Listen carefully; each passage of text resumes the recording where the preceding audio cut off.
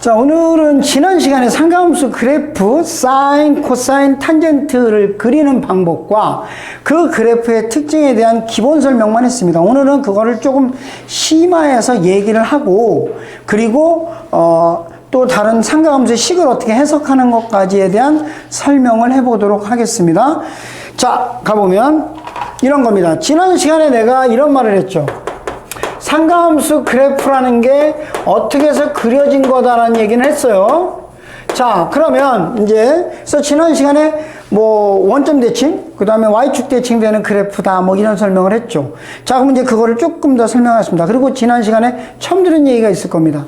사인, 코사인, 탄젠트가 주기함수라고 그랬잖아요. 그죠? 주기라는 게 뭐라고 하면 영어로는 피리어드라고 하는데, 주기는 같은 시작한 데서 다시 원상태로 그 지점으로 돌아오는 거를 한 주기라고 그래요. 사실 원은 한 바퀴 돌잖아요. 그러니까 360도 되면 제자리로 오는데 그렇게 되는 걸 주기라고 얘기를 해요. 그걸 표현하는 방법이 있어요. 그래서 우리가 주기함수를 표현하는 방법이 있는데 이렇게 써요. fx는 fx 더하기 p.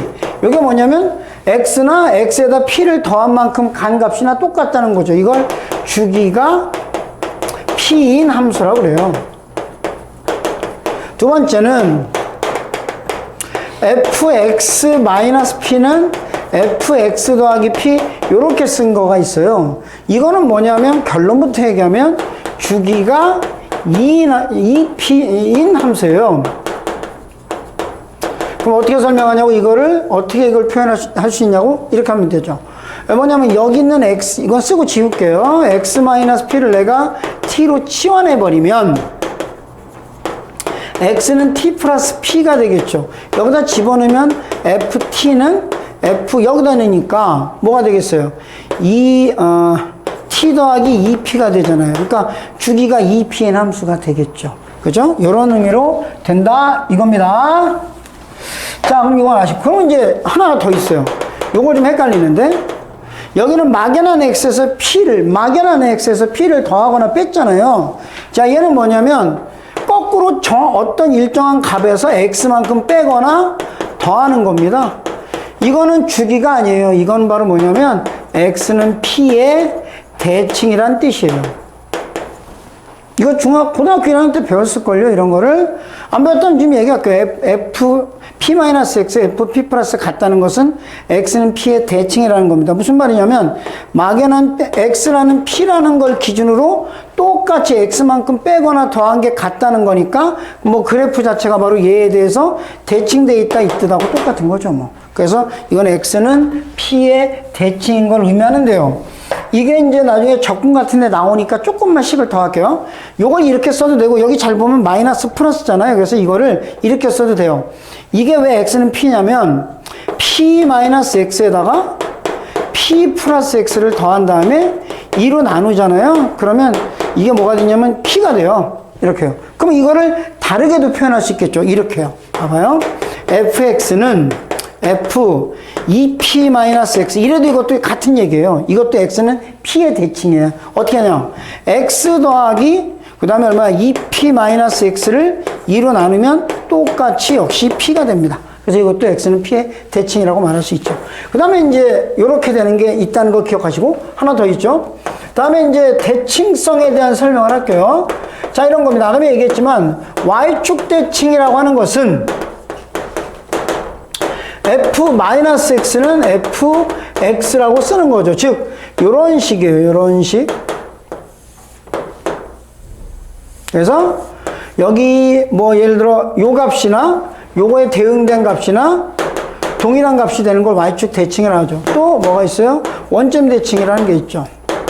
원점 대칭은 식으로는 f-x는 -fx 이렇게 쓰는 걸 원점 대칭이라고 합니다. 자, 이것도 역시 그래프로 나타내면 이렇게 되겠죠. 그래서 -a나 a나 값은 같은데 부호가 반대로 되어 있는 거죠. 이게 원점 대칭의 의미가 되겠습니다. 자, 하나만 더 마무리를 하죠. 그래서 이제 이런 걸 했어요. 이걸 알았어요. 그래서 이제 어떤 식이 나왔단 말이에요. y는 a sin b x-c 더하기 d라는 꼴이 있습니다. 이걸 어떻게 해석할 거냐 그런 뜻입니다. 이렇게 해석을 합니다. 우리가 이제 이 최대값이 얼마냐 그러면 이 앞에 있는 a의 절대값에다가 d, 이게 사실은 y축으로 평행이동이에요. 최소값은 마이너스 절대값 a 더하기 d고요.